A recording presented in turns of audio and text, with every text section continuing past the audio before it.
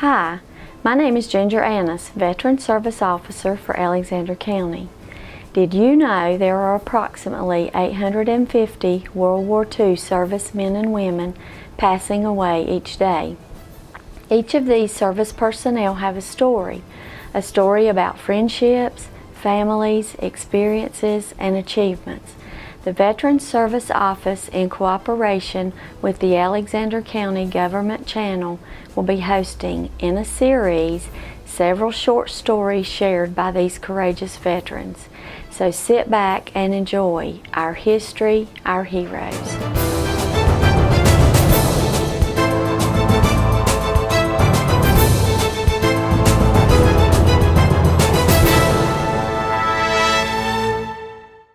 Hi, my name is Ginger Annis. I'm the Alexander County Veteran Service Officer, and I'm joined today by Mr. Tom Parker.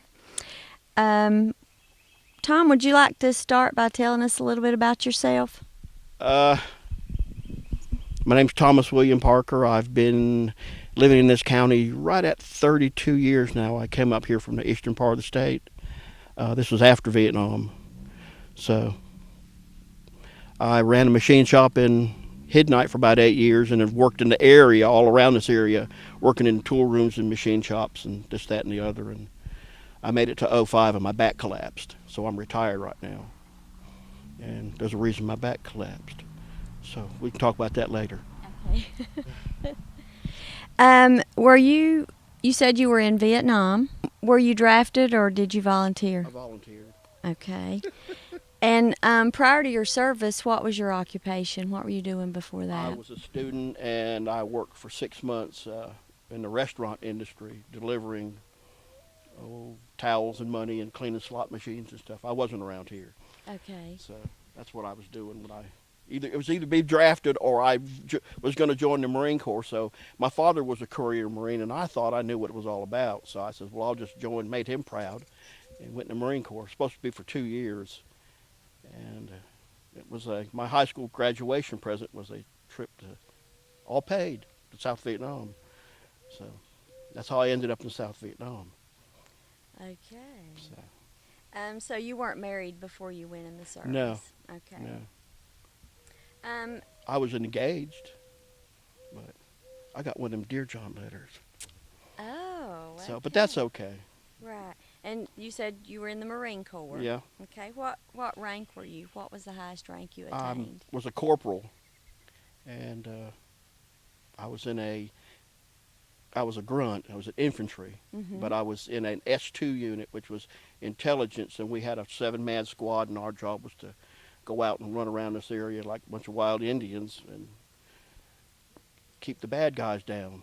And they wanted us to be seen, to let them know that we were there.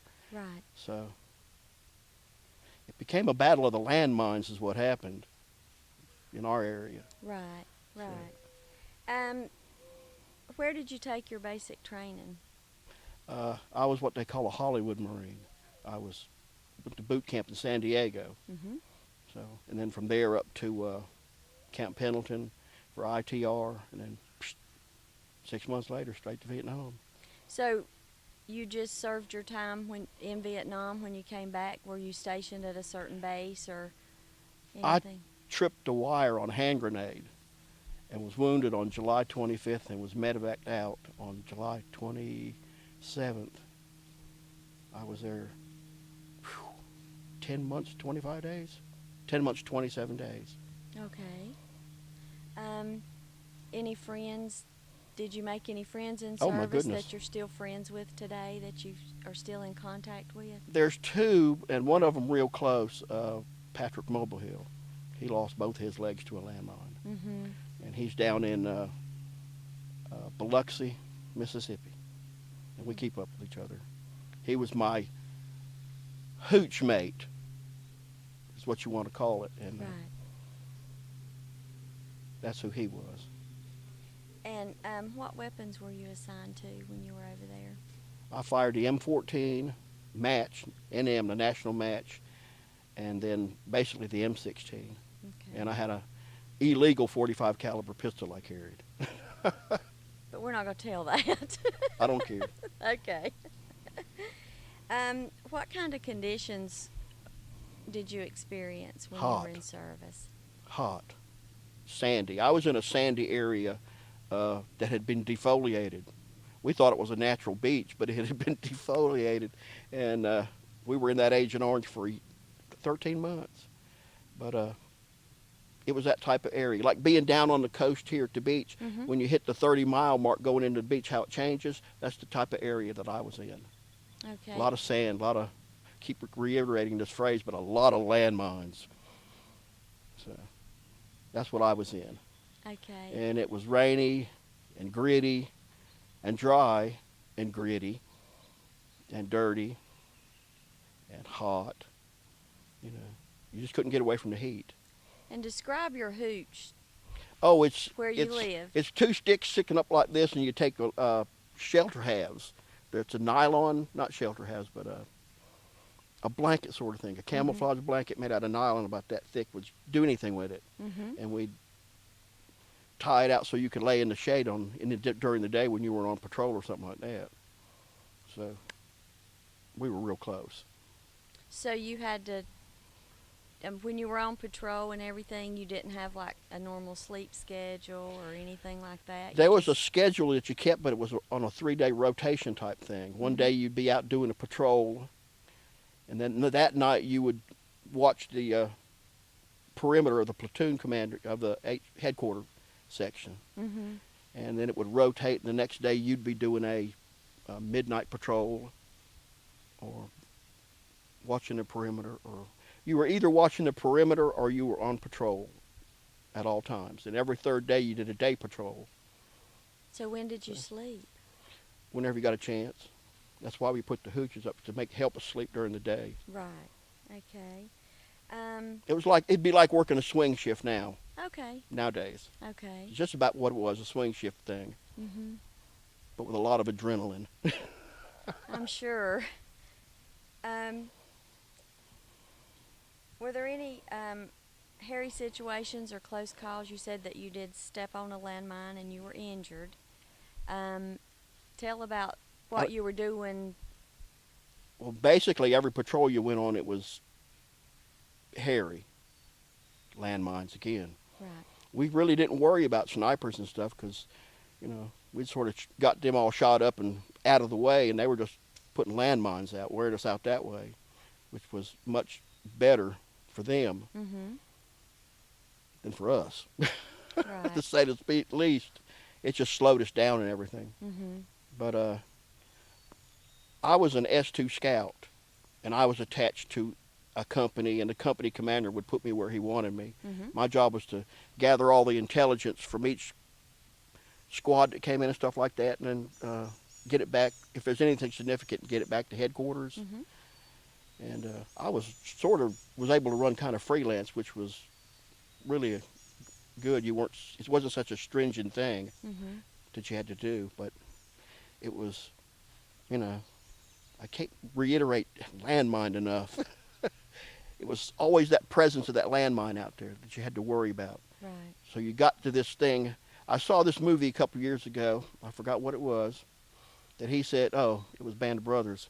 He said, when you get to the point where you know you're not going to live, you're okay. And that's the way you had to be. You just had to get it out of your mind. If it was meant that you were going to get hit, you were going to get hit. So that's how you made it through. So were you walking point when you stepped on the landmine? Well, there were only two of us, and I was walking in front of us, coming back from the CAP unit, Civil Action Team, South Vietnamese. We were walking back, and I stepped over a log, and I guess you couldn't see the string for the log, and I hit it, and it went off. Big boom. And what were your injuries? Oh, mine? I've got 27 countable scars on my back, from that size to this size. I got hit around my back and didn't get hit in my spine. I'm missing half of this lung, all through my legs and my butt, and just everywhere back there. But this was the worst. It went through and punctured the lungs. So, and the interesting story about that is, and this is not good, but it happened. They told my parents that I was killed. For 3 days, they thought I was dead. Oh dear. And I can't imagine what they went through. But Absolutely. my grandmother wouldn't accept it. She said, I won't believe it till I see his body. And she was right. They messed up somehow, and I do not know what happened. To this day, I don't know why it was a mess up. God bless grandmothers, huh? Oh, yeah. Yeah, she wouldn't believe. How did you handle being away from friends and family and the comforts of home and that kind of stuff? I just did the same thing over there. You make friends over there, and you just, it's like being in a home. It's like being in a boys' home. Mm-hmm. But you're out trying to kill people. Right. But it's the same thing. You just switch over, Mm-hmm. and the friendships you make over there are probably the tightest ones you'll ever have in your life. Right. So that's how we did that. It really wasn't that big of a deal because I wasn't married or anything like that. So Right. that made a big difference. Mm-hmm. I've seen married guys over there go crazy. Mm-hmm. I'm sure. Did faith play a part in helping you deal with what was going on and what you were seeing? Faith? Yes. At the time, I don't really know if I didn't know the Lord, let's put it that way. Okay. But when that hand grenade went off, the only thing I said was, Lord, don't let me die. And well, I'm here. So that sets the stage where, I have total faith now. So that kind of was the turning point. Oh, yeah. So to speak. Yeah. If you don't have faith, I don't see how you can make it. I don't see how people out here in this world make it without faith. Right. My faith is in the Lord, Jesus Christ. Absolutely. That's you know. And what the way did it you is. what did you do for fun? If you had any time off, which you probably didn't have very much. But Stay stoned most of the time. okay. Yes, ma'am. That's how I made it. I ain't gonna beat around the bush about that. I'd have gone crazy if I hadn't had something to keep my head on straight. Right. And we can go as far into that as you want to. Well, we might not go very far. Okay, we'll let that one drop. Yeah. But that's how. Either over there in Vietnam, you can keep the scene if you want to or not. There were two type of people. There were your alcoholics and then your potheads. Mm-hmm. And then you started getting your heroin addicts. I stayed away from that kind of stuff. Right. But that's just the way it was. You had to find a way to cope with the situation you were in. Right. So you just dealt with it the best way you Dealt could. with it the best way I could. Do you have photos or uniform or any mementos from? I've got when some you were photos in here, and there's the major story I was going to tell is in here. The book, these two books. These are books written about the time frame I was by the people who were there Okay. in my unit specific, 2nd Battalion, 1st Marines. Uh-huh. There's really two good books. If you really want to know what it was like to be a grunt in Vietnam, these two books will let you know. Oh, very interesting. Now, are they in the library or? I don't think so. I wish they were. We can get them. That would be something very nice to put in there. Did you receive any awards or medals or No. commendations? Purple Heart. Basically it. Combat action ribbons and Right. Vietnamese Cross of Gallantry and the Vietnamese I was there ribbon and Vietnamese I was there and I was in the combat ribbon and Mm-hmm. but everybody got except the Purple Heart. Right. I got the Purple Heart. Okay. And your occupation since leaving service, you said that you had. I was a machinist, toolmaker, Okay. and ran my own business for about 8 years. Phil helped me there, work there. Now, did you learn any of that stuff while you were in service or while you were in the military, or did you just pick it up after you got home? I used the GI Bill to go to a tech school. Our money well spent. Mm-hmm. I went to a tech school and got my machinist certification, and just was working at the aircraft factory down on Cherry Point. Mm-hmm. And I just got tired of working for a big company and this, that, and the other. Right. It was just a situation that wasn't cohesive for me, so Right. I resigned there. We picked up lock, stock, and barrel and moved up to the hills So. where we wanted to retire at. And we said, "The heck, let's not wait. Let's just go." Right. We did. Big move. So whenever you got out of the service, you said you got a Dear John letter. Then did you meet your wife, I'm assuming, after you got home? I when I got wounded, the Marine Corps' policy is once you get through the hospitals and all the major stuff, they try to send you to the closest either military or VA hospital to your home. Mm-hmm. And that happened to be Camp Lejeune Naval Hospital. And my father at that time was stationed at Cherry Point, so there's only 35 miles difference. Mm-hmm. And I had known my wife as a friend, a close friend, not even a girlfriend, but a sister-like girl person. We were real close in the 8th, 9th, and 10th grade because my father was stationed at Camp Lejeune, Mm-hmm. where she's down there from. When I got back, I got out of the Marine Corps. No, before I got out of the Marine Corps, I got up with her, and as soon as I saw her, I mean, I knew. Mm-hmm. It just like that. And shoot, we didn't wait 2 months to get married. Well, when you know, you know. Yeah, we've been there 42 years. Very good. We're here now. Congratulations. Long time. And you said your father was stationed at Camp Lejeune, He was all over the United States. so he was career military. career military. Yeah, I went to high school in Okinawa. Oh, okay, very interesting. So I graduated from high school in Okinawa and joined the Marine Corps in Hawaii. Mm-hmm. So I was really Hollywood Marine. Yes, you were. I was a real Hollywood Marine. But that's, you know. Were any of your other family members career military? No, my brother went in the Army and ended up in Vietnam. My brother was in the Navy for 17 years. Mm-hmm. My father was in the Marine Corps for 27.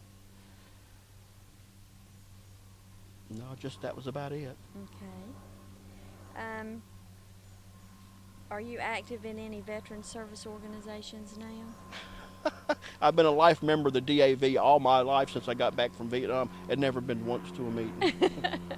And I won't go any further than that. Okay. What would you say to the young people today regarding the military? Well, you got to realize when you sign your name on that line, you are putting your life on the line. I don't care what you think you're going to be doing in the military, you're putting your life on the line. Right. They need to know that. So, before they sign. Before they sign, they better know big exactly step. what they're getting into. And realize when you sign your name, you are putting your life on the line. Right. So, and I don't know. I was going to stay in the Marine Corps. I think I had decided to stay in because I didn't know what else to do because I've been around the Marine Corps all my life, and Right. They didn't even ask me. They never even gave me the opportunity to re-up. So that's when I went out and did whatever I had to do until I got started school, Mm-hmm. and that helped a lot. That GI Bill helped a lot. Right. So you've always got that to remember when you join up too. What it does, what the benefits you get. Right. But Any other words of wisdom for anybody out there? for me, For anybody. for anybody, From you, for anybody. I got a story to tell before we hang this up. Okay. Okay. You said you wanted a major point, and one of the major points, besides being blown up. Right. We were, me and Patrick, that's my friend Country, were set up. We were all set up, and I was with Hotel Echo Company, Mm-hmm. 2-1 at this time, and we got a call that morning to send a patrol out that they had seen VC running out that way because the cap unit had been hit with some harassing fire, and Patrick was on point on that thing, and he hit a landmine and lost both his legs. Mm-hmm. That's just the start of the day. So they call us up when they want a reactionary squad. They want a reactionary squad to go out and help out and see what they could find. So they sent us, and they told me to go with them, so I went with them. We were heading down. We went past the place where he got wounded, and it was a mess. And went down the path and came to this canal, and Del Garza, Emmanuel Del Garza, spotted a VC jumping in the water with the RPG, rocket-propelled grenade launcher. Mm-hmm. So he jumps in the water after the guy, and the lieutenant jumps in the water right after that, and I work my way around where I'm looking right down in the pond, the edge of the pond with growth going up. Mm-hmm. And I look down and I see the two heads come up. Both were black because one's Hispanic and one's VC. And Del Garza yells grenade. Just about the time I did like this, like that, it went off and just wow, right up, just, like you could feel it on the front of your face. Mm-hmm. And as we run around the corner, I jump in the water. I got up and run around the corner. This didn't take 3 seconds. Went around the corner and reached in there and got at the back of his flak jacket and pulled him up. Well, there was a hole in the back of his head. Mm-hmm. Del Garza. And the lieutenant was in the bottom of the pond. We were trying to find him because we knew his ears were all messed up. Yeah, well, he received the medal. Del Garza received the Medal of Honor for that action that morning, for putting himself between the two, and he was killed instantly, and the lieutenant lost the sounds in his eardrums, and that was before 10 o'clock in the morning. So all that happened. Quite a start to the day. Yeah, quite a start to the day. But we went back. Went back to the end of the day, and I had to get the RPG and tag it and take it back, and I went back to battalion command unit that day with that stuff and whatever information I could give. So. Very interesting. I'm sure you have many, many, many more stories. Oh yeah, to tell. we could sit here a while if you want to. I've got some really good ones. Better, just what it was like 300 and something days in the bush in Vietnam, but no bush, just sand. Sand and landmines. Sand and landmines. You got it. Landmines. Very interesting. Well, thank you very much for the interview, and thank you for your service to our country. Okay. Thank you.